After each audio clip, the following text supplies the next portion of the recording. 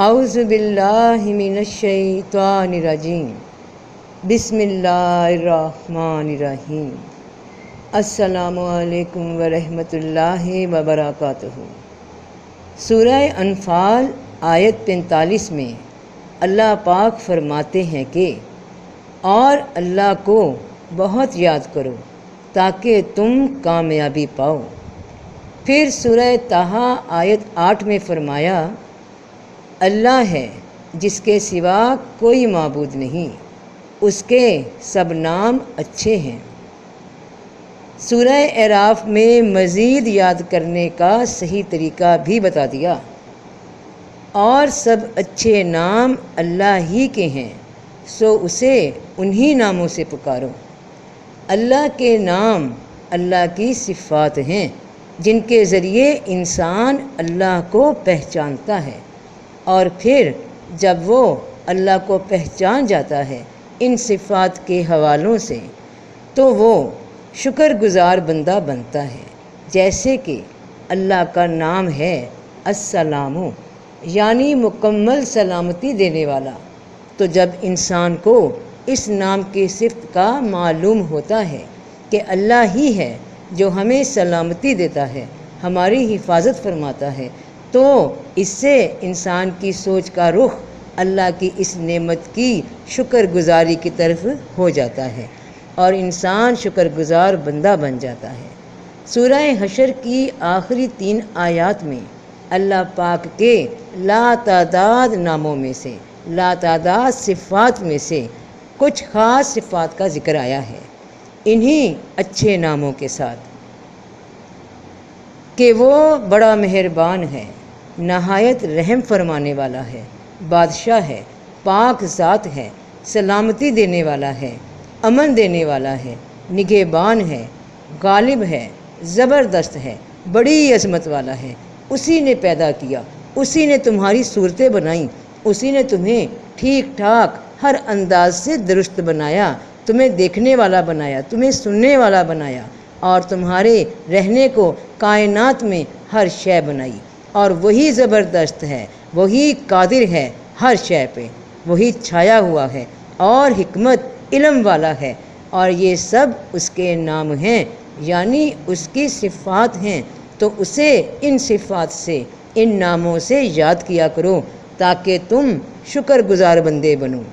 الفاظ ہی وہ طاقت ہیں جو اللہ کی صفات کا تعارف ہم سے کرواتے ہیں، اور اللہ اور اس کے بندے کا تعلق مضبوط ہوتا ہے۔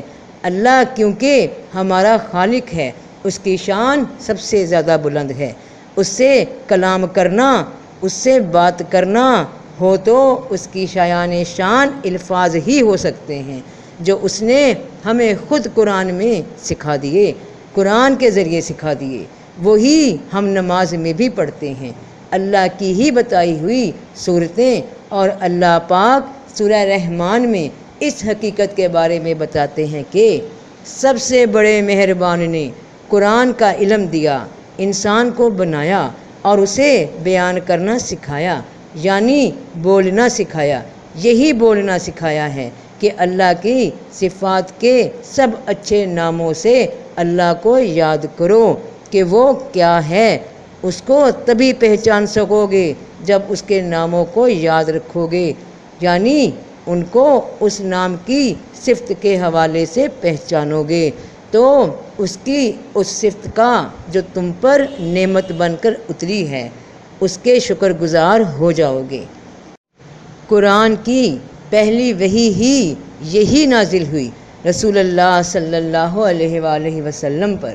پہلی 5 آیتیں، 5 نشانیاں اتریں کہ پڑھنا کیا ہوتا ہے، یہی بولنا، بیان کرنا، پہچاننا۔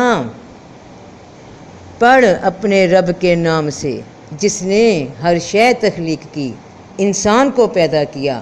پڑھ، وہ بڑا کرم والا، فضل عطا کرنے والا رب ہے جس نے قلم سے سکھایا۔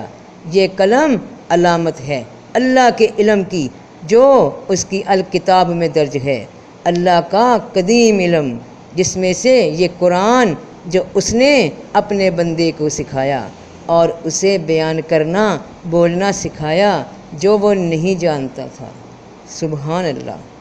تو اللہ کے لیے سب اچھے اچھے نام ہیں، تو ان کے ناموں کے ساتھ اللہ کو یاد کیا کرو کہ یہ نام ہی صفات ہیں اس کی، کہ یہ نام ہی نہیں بلکہ صفات ہیں، صفات کی پہچان ہیں جو ہم پہ نازل ہو رہی ہیں ہر وقت، ہر دم، ہر لمحے، اس کی رحمت اور اس کے فضل کی شکل میں۔